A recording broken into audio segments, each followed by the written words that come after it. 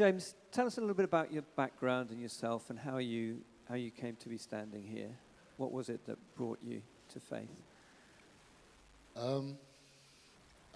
Sure, it's probably the community in the Christ Church. Mm-hmm. Family and friends used to be like an F word to me. And suddenly, it wasn't. And it just transforms you. You get brothers, sisters. Some people I think of more as father figures or mother figures. Mm-hmm. But it all started really from my confirmation.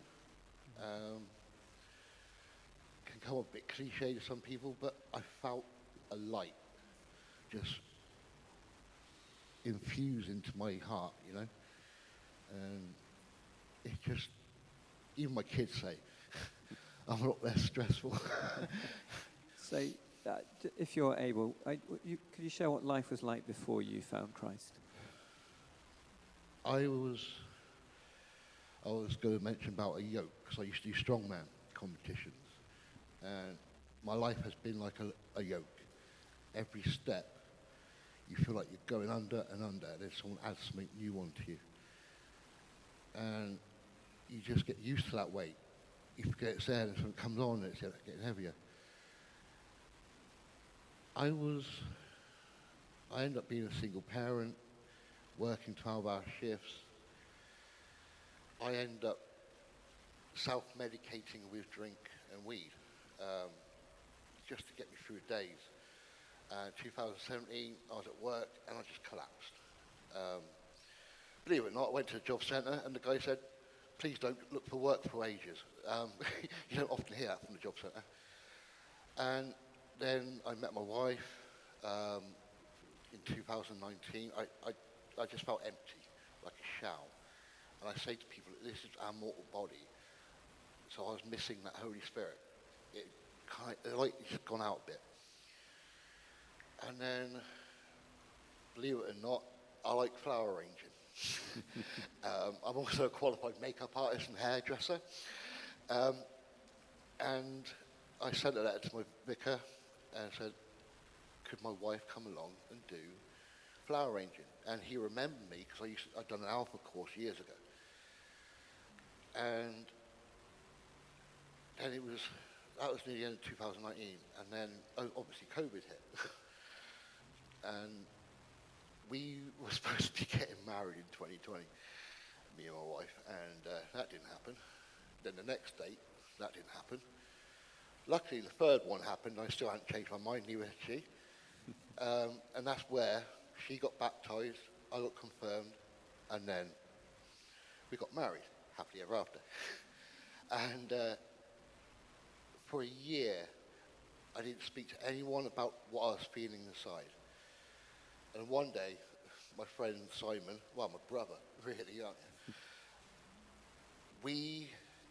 I came up to him and said, look, I feel I need to do something, bring the community together. Alpha, I had more questions than answers. I can't be the only one. And he agreed.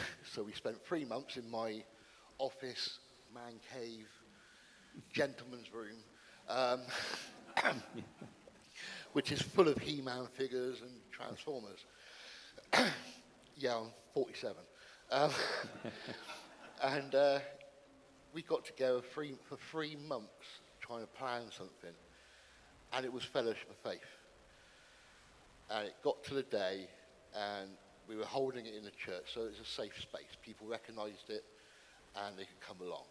But also safeguarding, it protected us from having them in our home, you know, saves complications, anything. And we got up there, I was like, we're going to be the only 4 people here. Me, my wife, Simon and Ali, his fiance, and what are we going to talk about? 15 people turned up. Sweat, pouring off. What am I going to do? And then we do it the first Wednesday, the third Wednesday of the month. Next one came, 17 people. Oh, okay, they kind of like us, I guess. And that's when we started getting this real sense of family and togetherness, real togetherness, and not just togetherness in a normal way, but through Christ and God. And we've had people do talks. We've done talks, obviously. I once said that Jesus was probably the Rage Against the Machine of the time back then. And we just got meals together. My wife and son, excellent cooks. If you ever go to Eggalicious, yeah.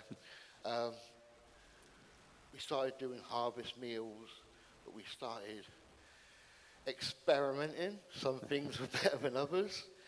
I decided to do a karaoke session one December, and I've never sang the longest Waymaker ever. There we go. Thank you.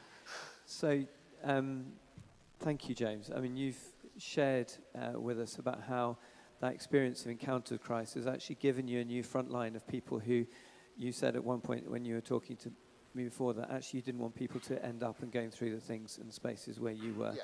And about the fact that your children, your family, which is also a kind of front line, is a place where they've noticed a difference in you. Yeah, my whole thing is like, once the sermon ends, the real work starts. You go out into the community. We wanted to talk to people about the Black Dog 12-step program. It wasn't all fun and games. It wasn't all miserable.